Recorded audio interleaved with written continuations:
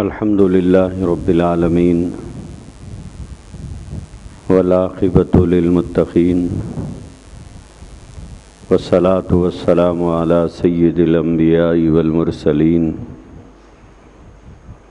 وعلى آله وأصحابه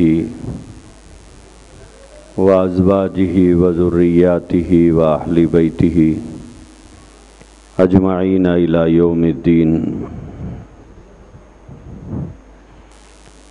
أما بعد فقد قال الله تبارك وتعالى في القرآن المجيد والفرقان الحميد: فأعوذ بالله من الشيطان الرجيم. بسم الله الرحمن الرحيم. ما آتاكم الرسول فخذوه وما نهاكم عنه فانتهوا.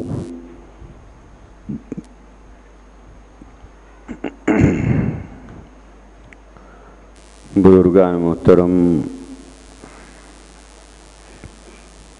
عزیزان گرامی،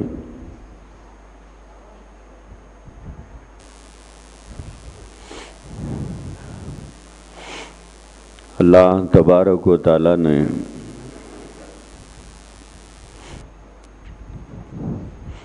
قرآن مجید میں حضور علیہ الصلاۃ والسلام کے متعلق ہم سب کو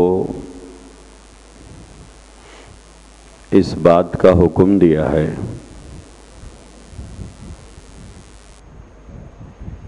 کہ ما آتاکم الرسول فخذوہ،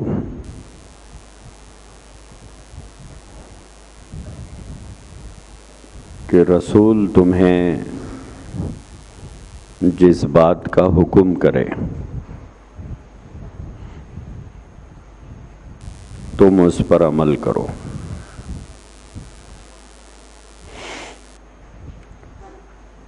وَمَا نَهَاكُمْ عَنْهُ فَانْتَهُوا، اور رسول تمہیں جس بات سے منع کرے،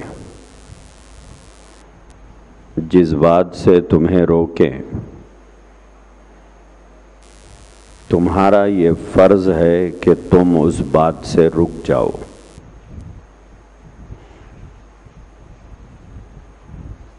کیوں؟ وَمَن يُطِعِ الرَّسُولَ فَقَدْ أَطَاعَ اللَّهَ، جس نے رسول کی اطاعت کی گویا اس نے اللہ کی اطاعت کی ہے، اور جس نے رسول کی نافرمانی کی اس نے اللہ کی نافرمانی کی ہے. حضور علیہ الصلاۃ والسلام نے ہم کو جن کاموں کو کرنے کی ہدایت دی ہے ان کاموں کا کرنا گویا اللہ کی فرما برداری ہے، اور حضور علیہ الصلاۃ والسلام نے جن کاموں سے منع کیا ان کاموں سے رک جانا یہ بھی اللہ کی اطاعت ہے. اگر کوئی آدمی رسول اللہ صلی اللہ علیہ وآلہ وسلم کے فرمان کو اور آپ کی ہدایت کو نظر انداز کر دیتا ہے یہ سمجھ کر کہ یہ اللہ کا تو حکم نہیں ہے، یہ تو نبی کا حکم ہے، قرآن میں تو نہیں ہے بلکہ حدیث میں ہے، اللہ کا تو ارشاد نہیں ہے بلکہ نبی کا ارشاد ہے. اگر یہ سوچ کر اگر کوئی آدمی نظر انداز کر دیتا ہے تو ایسی ذہنی بیمار لوگوں کے لیے قرآن کی یہ آیت کریمہ ہے جس میں اللہ تبارک و تعالی نے یہ فرمایا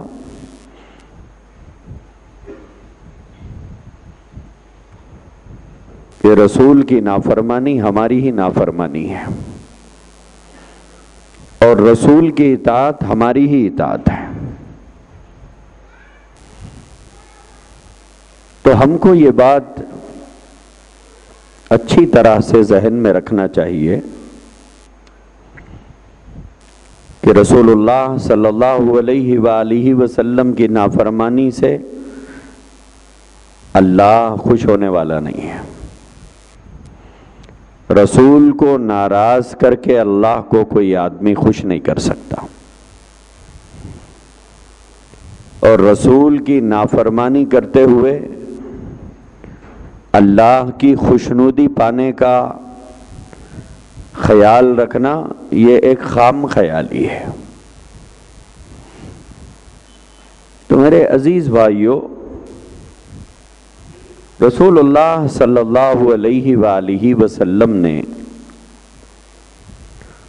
جو ذمہ داریاں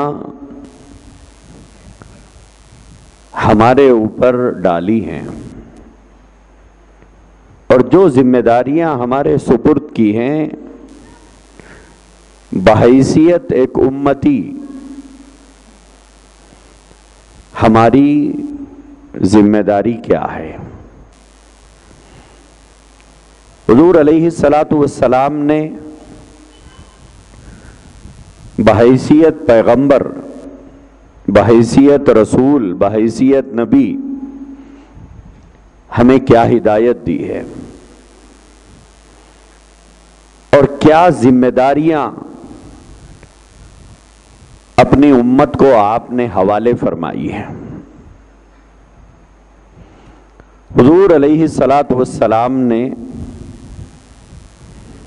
ہم میں سے ہر فرد کو 3 ذمہ داریاں دی ہیں۔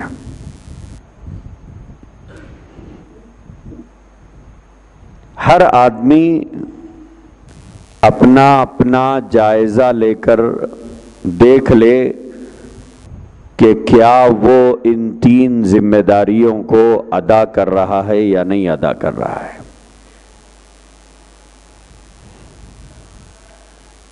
آدمی اپنا جائزہ جتنا اچھا لے سکتا ہے، کوئی دوسرا اس کا جائزہ نہیں لے سکتا۔ میرا جائزہ میں جتنا اچھا لے سکتا ہوں آپ نہیں لے سکتے، آپ کا جائزہ آپ جتنا اچھا لے سکتے ہیں میں نہیں لے سکتا، کیونکہ میں اپنے بارے میں جتنا جانتا ہوں اس کا 10% بھی آپ نہیں جانتے، اور آپ کے بارے میں آپ جتنا جانتے ہیں اس کا 5% بھی میں نہیں جان سکتا ہوں، کیونکہ آپ میرے ظاہر کو دیکھ کر فیصلہ کر سکتے ہیں اور میں آپ کے ظاہر کو دیکھ کر فیصلہ کر سکتا ہوں، لیکن آدمی جیسا دکھتا ہے ویسا ہونا کوئی ضروری نہیں ہوتا ہے۔ جیسا دکھتا ہے ویسا ہونا کوئی ضروری نہیں ہے، دکھتا کچھ اور ہے ہوتا کچھ اور ہے، نظر کچھ اور آتا ہے حقیقت میں کچھ اور ہوتا ہے۔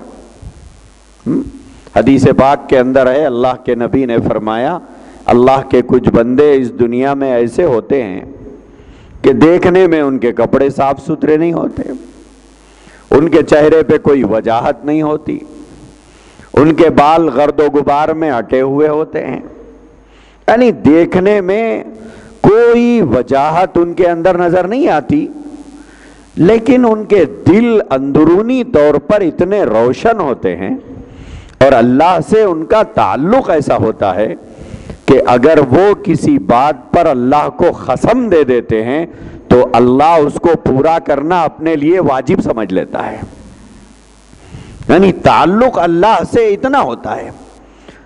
تو ظاہر کا کوئی اعتبار نہیں ہے، اصل اعتبار باطن کا ہوتا ہے، اور میرا باطن آپ کو نظر نہیں آتا، آپ کا باطن مجھے نظر نہیں آتا۔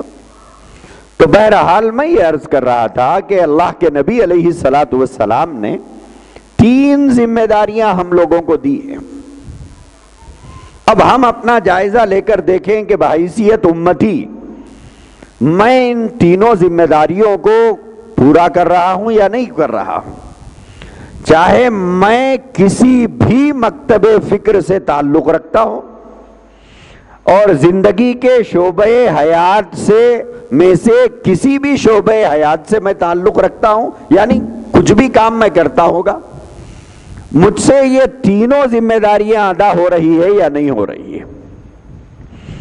ان میں سب سے پہلی ذمہ داری کیا ہے؟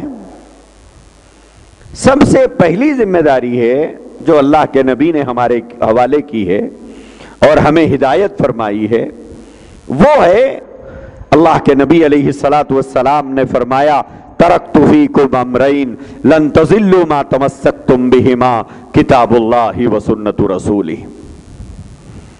یہ فرمایا کہ دیکھو میں تمہارے درمیان میں دو چیزیں چھوڑ کے جا رہا ہوں، ان دونوں میں سے ایک چیز ہے اللہ کی کتاب، کتاب اللہ۔ کتاب اللہ کیا ہے؟ ہم یہ سمجھ رہے ہیں کہ یہ برکت کی کتاب ہے، ہم یہ سمجھ رہے ہیں کہ یہ پڑھ کر ثواب کمانے کی کتاب ہے، ہم یہ سمجھ رہے ہیں کہ گھر بھرانی میں سب سے پہلے نئے گھر میں لے جانے کی کتاب ہے، جہیز کی فہرست میں سب سے پہلے اس کا نام لکھنے والی کتاب ہے، دکان کے اناگریشن میں چند حفاظ کو بلا کر سب سے پہلے قرآن پڑھانا چاہیے اس لیے یہ کتاب ہے، یا لڑائی جھگڑے میں اپنے آپ کو سچا ثابت کرنے کے لیے نہا دھو کر سر پر اٹھا لینے کے لیے بھیجی گئی کتاب ہے، یا ہاتھ رکھ کر اس پر قسم کھانے کے لیے بھیجی گئی کتاب ہے۔ لیکن اللہ کے نبی علیہ السلام نے یہ فرمایا کہ یہ کتاب تمہارا دستور حیات ہے،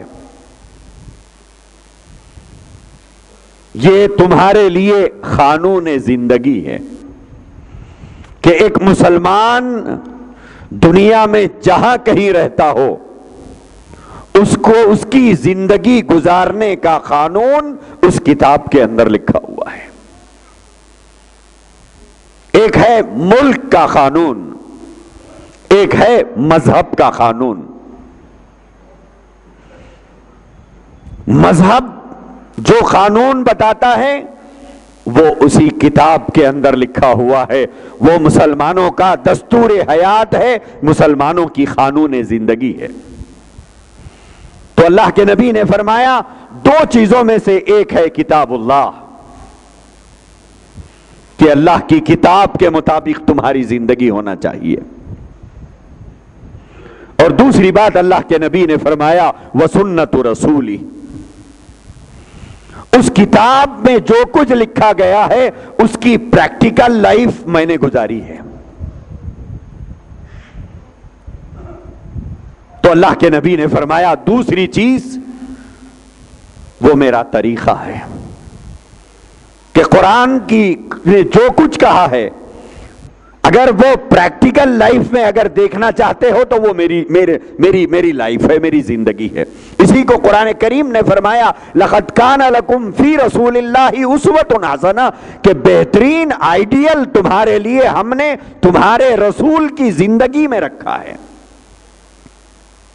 تمہارے لیے آئیڈیل اور نمونہ تمہارے نبی کی ذات ہے، تمہارے نبی کی زندگی ہے۔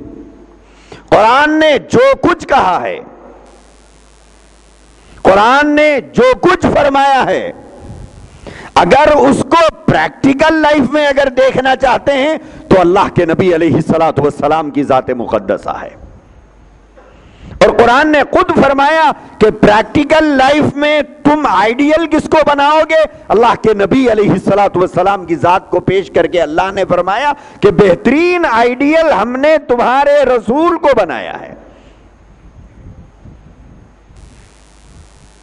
تو حضور علیہ السلام نے فرمایا دو چیزیں تمہارے لیے میں چھوڑ کے جا رہا ہوں، کتاب اللہ و سنت رسولی، ایک اللہ کی کتاب اور دوسرے میرا طریقہ۔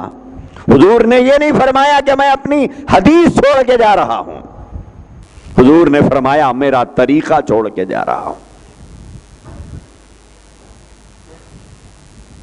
تو اب پہلی جو ذمہ داری اللہ کے نبی علیہ الصلوۃ والسلام نے ہمارے سپرد جو فرمائی ہے وہ یہ فرمائی ہے کہ اللہ کے احکامات اور نبی کے فرمان کے مطابق تمہاری زندگی ہونا چاہیے، کہ جو کچھ قرآن کریم نے کہا ہے اور جو کچھ حضور علیہ الصلوۃ والسلام نے فرمایا ہے اس کے مطابق زندگی ہونا چاہیے۔ اللہ نے جن باتوں کا حکم دیا ان کو بجا لانا ہے، اور اللہ کے حکم کو کس طرح بجا لانا ہے اس کا طریقہ اللہ کے نبی علیہ الصلوۃ والسلام نے بتایا ہے، اس طریقے کے مطابق ہونا چاہیے۔ حکم اللہ کا، طریقہ اس میں رسول کا۔ اگر حکم اللہ کا ہے اور طریقہ اگر رسول کا نہیں ہے تو اللہ کے پاس وہ قابل قبول نہیں ہے۔ حکم اللہ کا ہے لیکن اس میں طریقہ رسول کا نہیں ہے تو وہ ناقابل قبول ہے۔ حکم اللہ کا ہو اور طریقہ اس میں رسول پاک علیہ الصلوۃ والسلام کا ہو تو وہ قابل قبول ہے۔ جیسے ایک آدمی نماز پڑھ رہا ہے، حکم اللہ کا ہے اقیموا الصلاۃ، لیکن وہ فجر کی 6 پڑھ رہا ہے، ظہر کی 15 پڑھ رہا ہے، مغرب کی 14 پڑھ رہا ہے، عشاء کی 20 پڑھ رہا ہے یا 25 پڑھ رہا ہے، کیا وہ اللہ کے نزدیک قابل قبول ہے؟ حالانکہ فجر میں 2 کی جگہ 10 پڑھ رہا ہے، ظہر میں 12 کی جگہ 15 پڑھ رہا ہے، عصر میں 4 کی جگہ 20 پڑھ رہا ہے، مغرب میں 5 رکعت اور 2 رکعت 7 رکعت کی جگہ 13 رکعت پڑھ رہا ہے، عشاء میں 18 رکعت کی جگہ پہ 27 رکعت پڑھ رہا ہے، تعداد بڑھا کے پڑھ رہا ہے، ایک رکوع کی جگہ 2 رکوع کر رہا ہے، 2 سجدوں کی جگہ 5 سجدے کر رہا ہے۔ بولے نماز پڑھنے کا اللہ نے حکم دیا، میں پڑھ رہا ہوں، تو کیا قابل قبول ہے؟ نہیں قابل قبول ہے۔ کیوں؟ حکم اللہ کا ہو لیکن طریقہ رسول کا ہو۔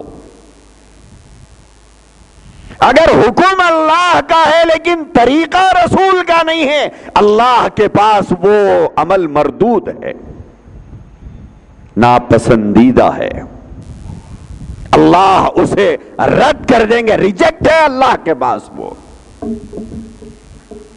منظور نہیں ہے۔ ہر وہ عمل جس پر طریقہ رسول کا اسٹامپ لگا ہوا نہ ہو وہ اللہ کے پاس ریجیکٹ ہے، چاہے وہ عمل کتنا ہی اچھا کیوں نہ ہو، چاہے وہ یہاں کیا جائے چاہے وہ حرم میں جا کر کیا جائے، تب بھی ناقابل قبول ہے۔ تو اسی لیے اللہ کے نبی نے فرمایا میں 2 چیزیں چھوڑ کے جا رہا ہوں، ترکت فیکم امرین لن تضلوا ما تمسکتم بہما، کتاب اللہ و سنت رسولی، ایک اللہ کی کتاب، دوسرا میرا طریقہ۔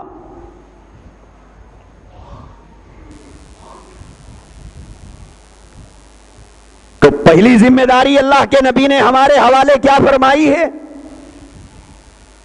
کہ اللہ نے جن جن باتوں کا حکم دیا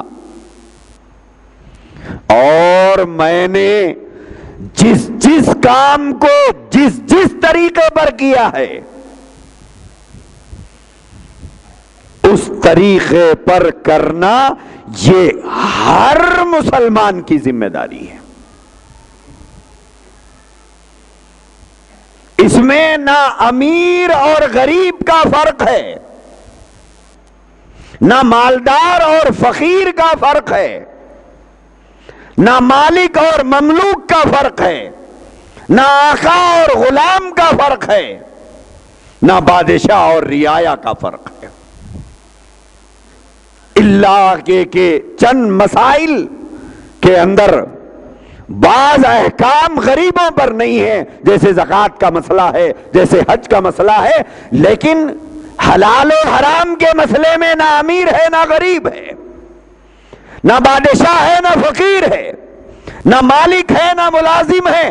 جتنی چیزوں کو اللہ نے حرام کیا یہ سب مسلمانوں پر حرام ہے، جتنی چیزوں کو اللہ نے حلال کیا وہ سب مسلمانوں کے لیے حلال ہے۔ نماز کا حکم تمام مسلمانوں کے لیے ہے، روزے کا حکم تمام مسلمانوں کے لیے ہے۔ ایسے تمام احکام تمام مسلمانوں کے لیے ہے۔ چند مسائل ہیں جس کے اندر امیری اور غریبی ہے، جیسے زکوٰۃ ہے، حج ہے، باقی تمام احکام تمام مسلمانوں کے لیے ہے۔ بحیثیت مسلمان اس کو بہر صورت بجا لانا ہے، چاہے وہ دکان کا مالک ہو یا دکان میں نوکر ہو،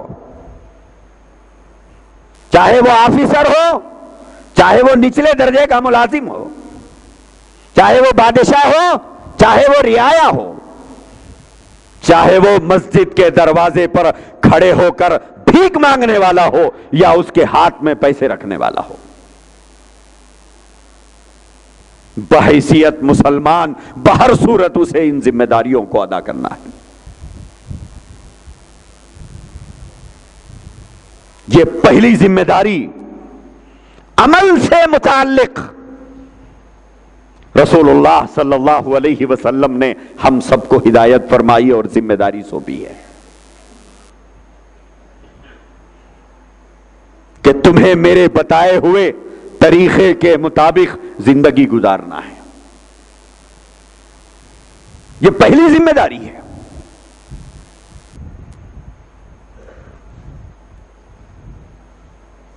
عمل کے بغیر اللہ کی رضا کا تصور، عمل کے بغیر رسول اللہ صلی اللہ علیہ وسلم سے قرب کا تصور،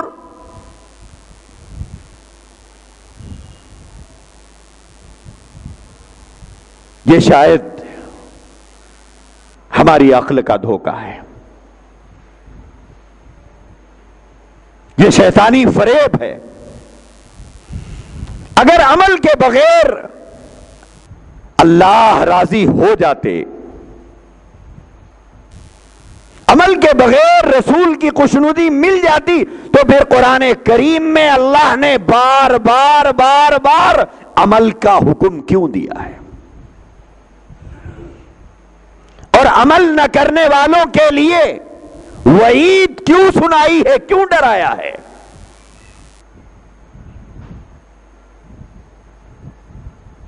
اگر عمل کرنا ضروری نہ ہوتا، اگر عمل کرنا ضروری نہ ہوتا تو قرآن اور حدیث کو ہم سے زیادہ صحابہ کرام سمجھتے تھے، قرآن و حدیث کو ہم سے زیادہ صحابہ سمجھتے تھے۔ صحابہ کو اللہ کے نبی کی زبان مقدس سے قرآن سننے کا شرف حاصل ہے۔ صحابہ کرام کو رسول اللہ صلی اللہ علیہ وسلم کی صحبت میسر آئی ہے۔ صحابہ کرام رسول اللہ صلی اللہ علیہ وسلم کے تربیت یافتہ ہیں۔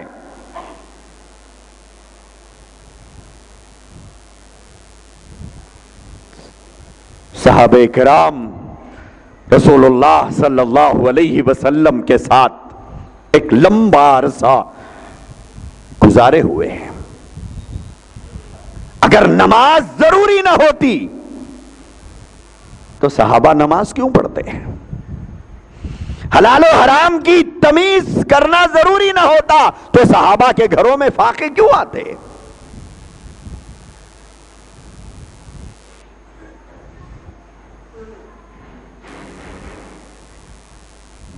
وہاں پر قدم پھونک پھونک کر رکھا جا رہا ہے کہ کہیں اللہ کی حکم کی نافرمانی نہ ہو جائے، کہیں رسول کے ارشاد کے خلاف نہ ہو جائے. لیکن 1400 سال کے بعد آج کا مولوی یا اس مولوی کو فالو کرنے والے یہ نعرہ لگا رہے ہیں کہ ہمارے لیے عمل ضروری نہیں ہے.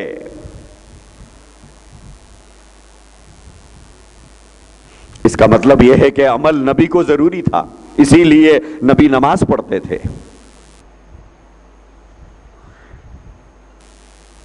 عمل ضروری تھا، اسی لیے صحابہ نماز پڑھتے تھے.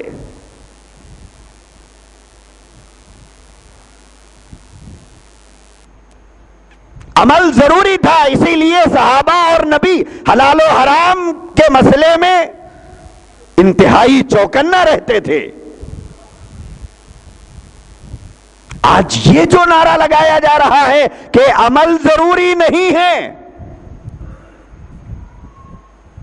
تو کیا عمل نبی کے لیے ضروری تھا؟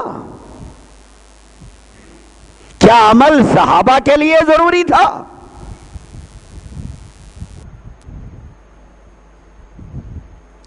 آج امت اس فریب میں مبتلا ہے اور امت کو یہ فریب دیا جا رہا ہے اور امت اس فریب میں مبتلا ہو کر عمل کے سلسلے میں بے فکر ہوتی جا رہی ہے.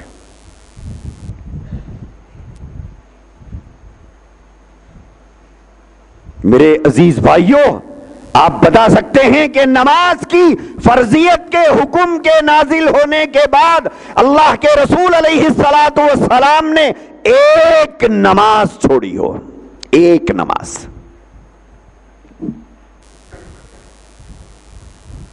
کوئی بتا سکتا ہے؟ جو نمازیں میدان جنگ کی وجہ سے قضا ہو گئی تھی، اللہ کے نبی نے اسے بعد میں ادا کیوں فرمایا تھا؟ لیکن کوئی بتا سکتا ہے کہ اللہ کے نبی علیہ الصلاۃ والسلام نے اپنی پوری حیات طیبہ میں ایک نماز چھوڑی ہو؟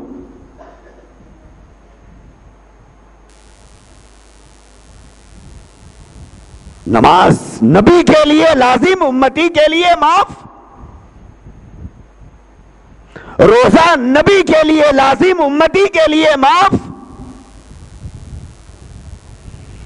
حج نبی کے لیے لازم، امتی کے لیے معاف. کیا آپ بتا سکتے ہیں کہ حضرات صحابہ کرام رضوان اللہ تعالی علیہم اجمعین نماز چھوڑتے تھے؟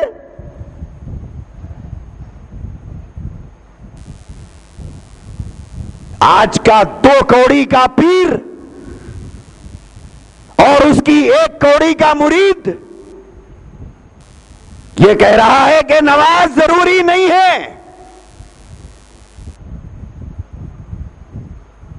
عمل ضروری نہیں ہے. کیا آپ بتا سکتے ہیں کہ گروہ صحابہ میں صدیق اکبر رضی اللہ تعالی عنہ کا مقام سب سے بلند ہے؟ افضل التحقیق بعد الانبیاء، افضل البشر بعد الانبیاء.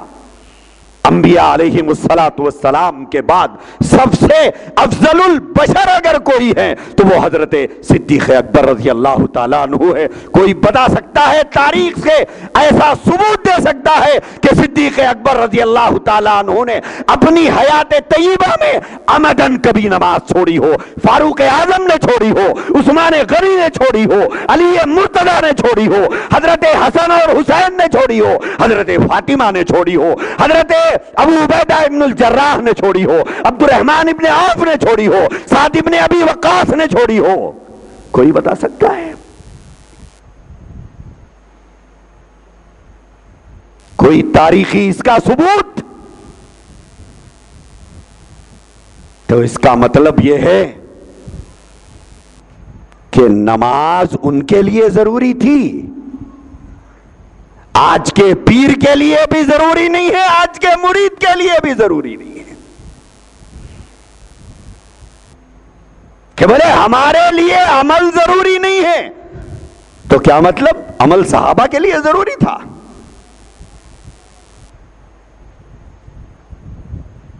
صاف بات تو یہی نکلتی ہے، جبکہ قرآن کریم نے جہاں جہاں پر اقیم الصلاح کا حکم دیا ہے، وہ اقیم الصلاح کا حکم ہر اس مسلمان کے لیے ہے جو اپنے آپ کو صاحب ایمان سمجھتا ہو،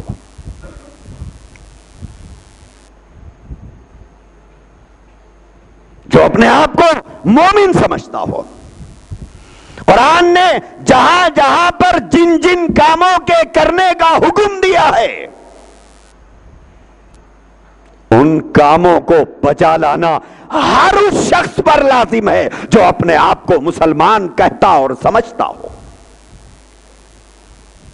اور قرآن کریم نے جن جن چیزوں سے منع کیا اور فرمایا تلک حدود اللہ، تلک حدود اللہ، یہ اللہ کے قائم کردہ حدود ہے، ان حدود کو تجاوز مت کرو، یہ کام مت کرو، یہ اللہ کی کھینچی ہوئی لکیریں ہیں، یہ اللہ کی عائد کی ہوئی پابندیاں ہیں، اس کو پھلانگ کے آگے مت بڑھو۔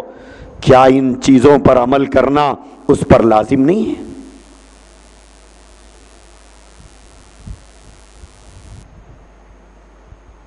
جہاں جہاں پر اللہ تبارک و تعالیٰ نے جنت کا وعدہ فرمایا ہے، کوئی بتا سکتا ہے اس بات کو؟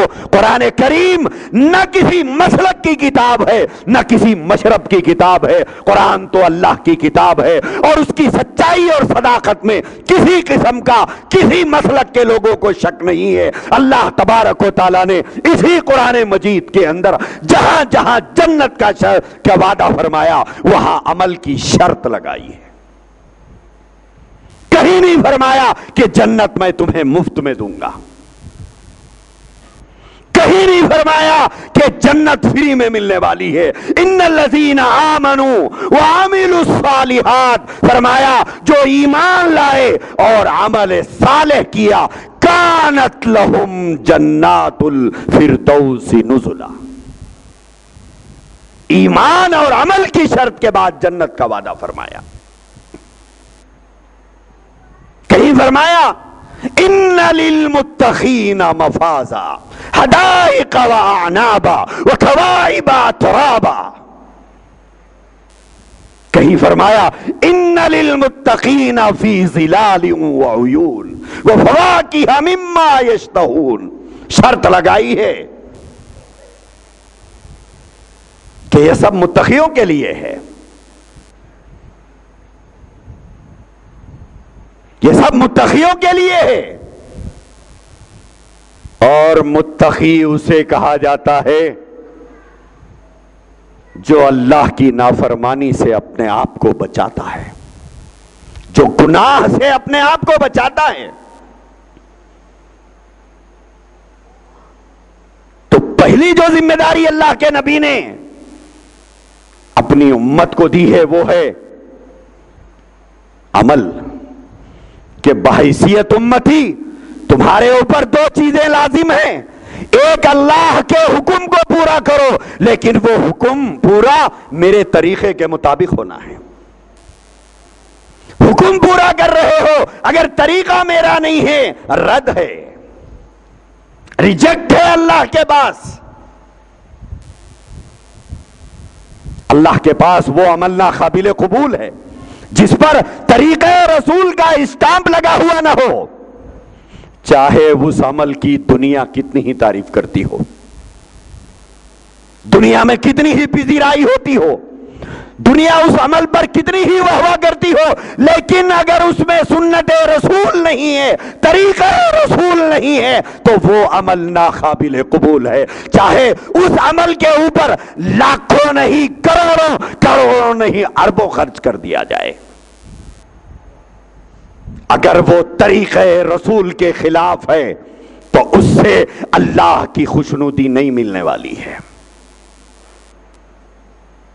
کیوں؟ اس لیے کہ اس میں نبی کی مرضی شامل حال نہیں ہے، نبی کا طریقہ شامل حال نہیں ہے، نبی کا اسوہ شامل حال نہیں ہے۔ لہذا وہ اللہ کے پاس ناقابل قبول ہے. یہ پہلی ذمہ داری ہے کہ رسول کے بعد امت پر 3 ذمہ داریاں ہیں. اس میں پہلی ذمہ داری اللہ اور اس کے رسول کے بتائے ہوئے طریقے کے مطابق زندگی گزارنا، اور تمام زندگی کے شعبۂ حیات کے اندر فرمان رسول کے مطابق، طریقہ رسول کے مطابق زندگی گزارنا.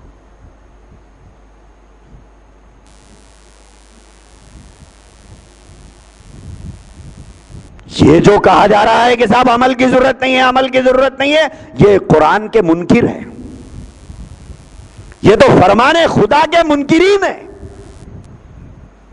اللہ کہے نماز پڑھو، 1400 سال کے بعد ایک مولوی کہتا ہے نماز ضروری نہیں ہے. نبی فرمائے زندگی میرے طریقے کے مطابق گزارو، ایک مولوی کہے کہ نہیں صاحب عمل ضروری نہیں ہے. تو یہ تو منکرین قرآن ہیں، یہ تو منکرین فرمان رسول علیہ السلام ہے. اللہ کہے عمل کرو، رسول کہے عمل کرو، مولوی کہے عمل نہ کرو. اللہ کہے نماز ضروری ہے، مولوی کہے نماز ضروری نہیں ہے. نبی فرمائے من ترک الصلاۃ متعمدا فقد کفر، جس نے جان بوجھ کر ایک وقت کی نماز کو چھوڑا، اللہ کے نبی نے فرمایا اس نے کفر کیا. مولوی کہے نماز ضروری نہیں ہے. اللہ کے نبی فرمائے الصلاۃ عماد الدین، نماز دین کا ستون ہے.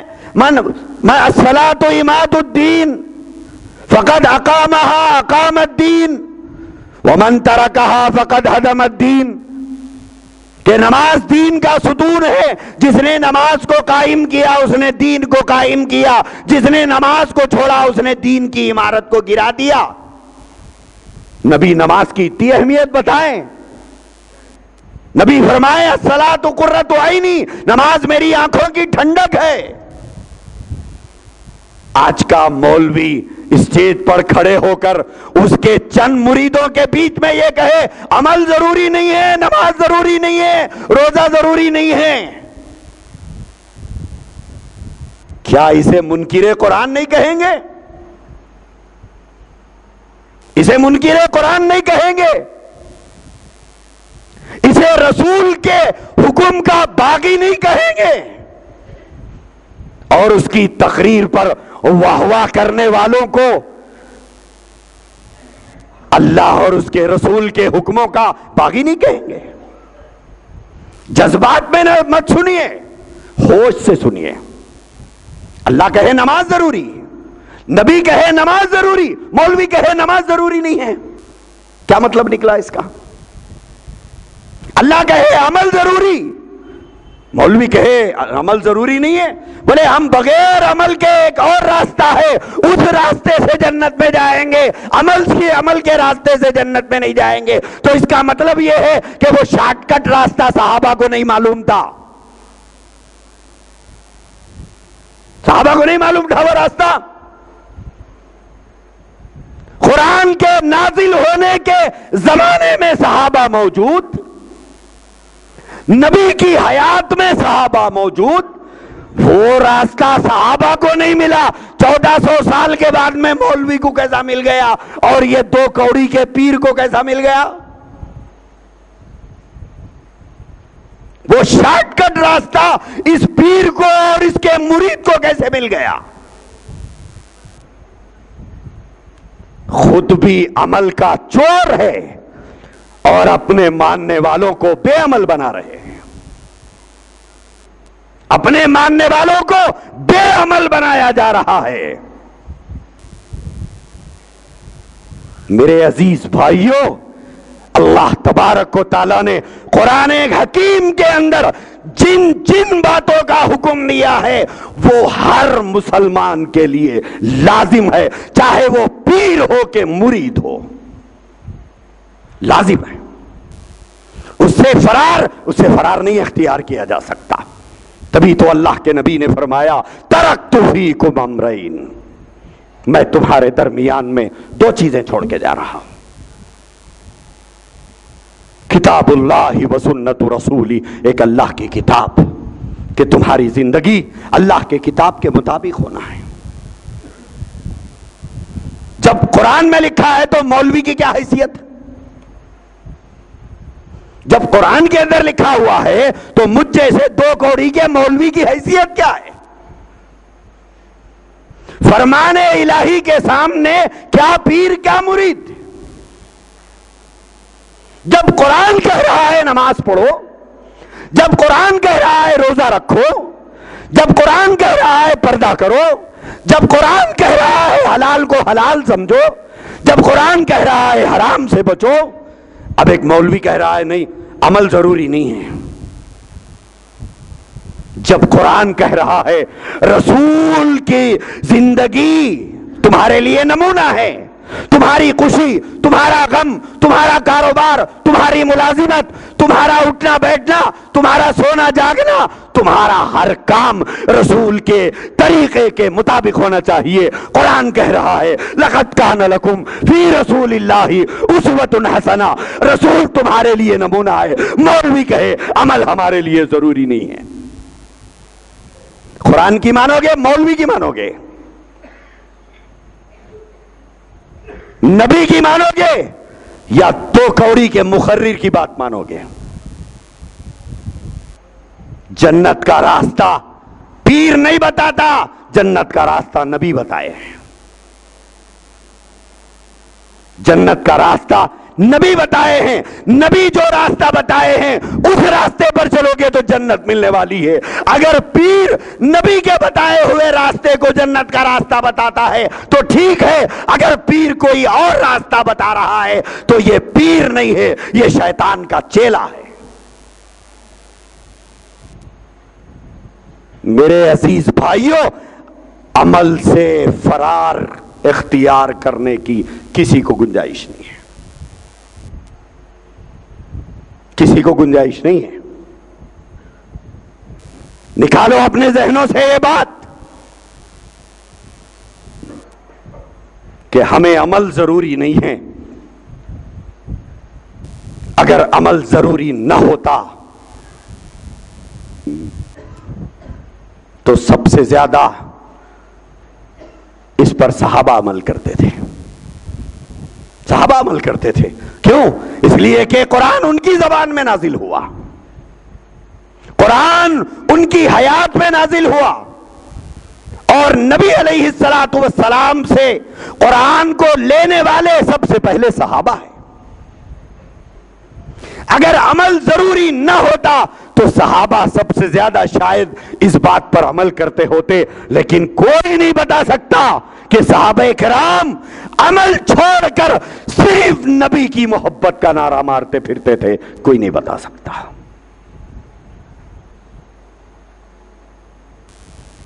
کوئی نہیں بتا سکتا